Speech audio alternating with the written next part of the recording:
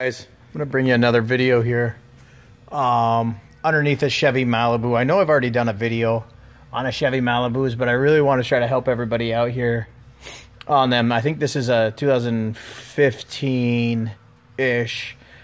Doesn't really matter, honestly, the year. 2010 that I've dealt with right through 15, probably 16 as well. I can check the door on this one, but so what's happening here is I came in, this is my part-time job again, and I had a note left to me to replace the right rear wheel speed sensor in a Chevy Malibu.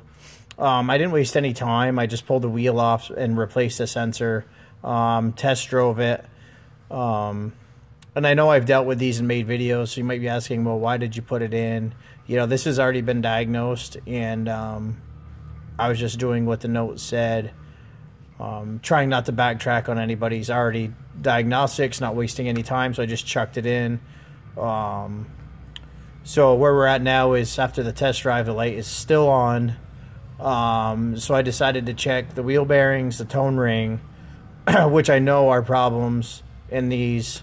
You know, like I said, I kind of just hucked this speed sensor in it that somebody else diagnosed. So I'm going to show you where this sensor is.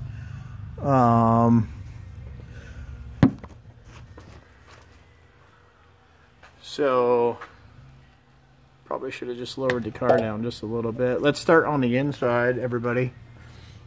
So I am underneath the car on the right rear wheel side, okay?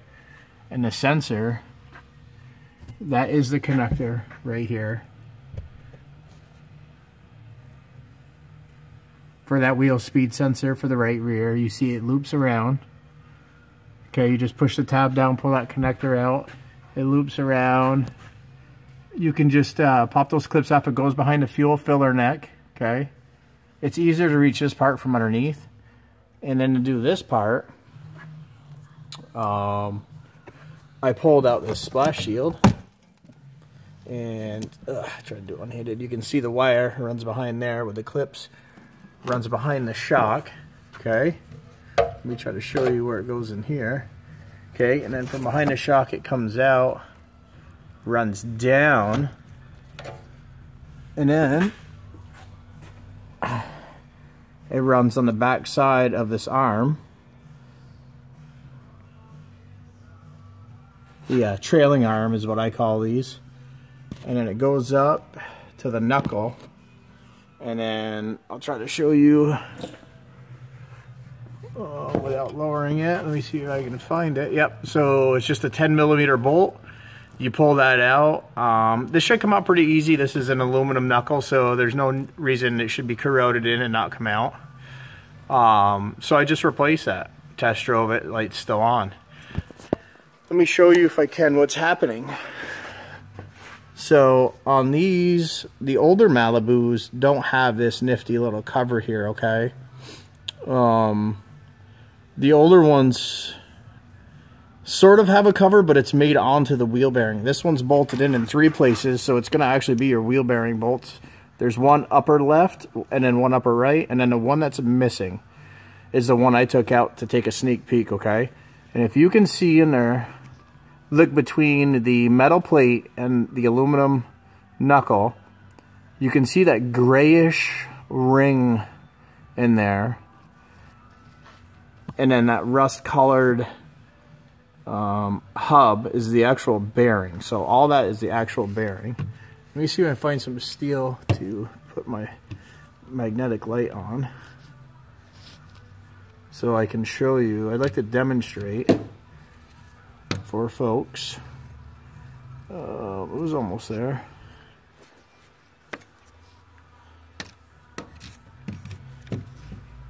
That might get us right there.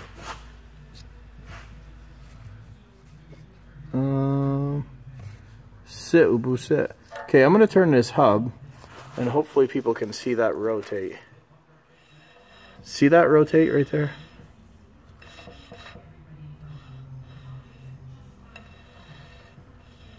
So that's the wheel bearing rotating. And that grayish silver ring right there, that's what that wheel speed sensor is sticking down and reading. That's a tone ring. So it sticks through the knuckle. You can actually see the indentation on the plate right there. Right there, that little indentation. That's where that baby comes through, sticks down, and gets its reading off of that. Okay? So that has come off of the wheel bearing, and I found it stuck to the back of this plate because it's magnetic. This plate right here, I reached my finger up in because I'm like, well, where the hell did it go? Stuck my finger up in there, pulled it down, and pulled it out because it was stuck to it. And here it is. Bingo. Broken. So what now needs to happen is this thing needs to have a wheel bearing. You cannot replace this tone ring. You have to put a wheel bearing in it. I do not know how much a wheel bearing is for one of these. If I'm going to ballpark it, you're going to be, I would roughly guess a couple $100 for a wheel bearing. An hour's labor to install it. You know, so do your math on your own. If you're going to do it yourself, I think it's doable for sure. The hardest part will be getting the knuckle out of the aluminum, not the knuckle, the wheel bearing, excuse me. The wheel bearing out of the aluminum knuckle because the wheel bearing is going to be steel. And that knuckle, what I'm referring to the knuckle is this whole piece right here. That holds your brake caliper, brake rotor. Your stabilizer link is connected to it. That's going to be the hardest part. It's going to be corroded together. So you're going to need a big hammer and beat the living snot out of it, and that'll come out. So I'm going to bolt this back together with that new sensor still in it, because now with electric parts, sensors and such, once you install them, you cannot return them. So I'm just going to leave it installed, and I'm going to bolt that back together and have these guys order me a wheel bearing. All right, guys. Hope it's helpful. Peace.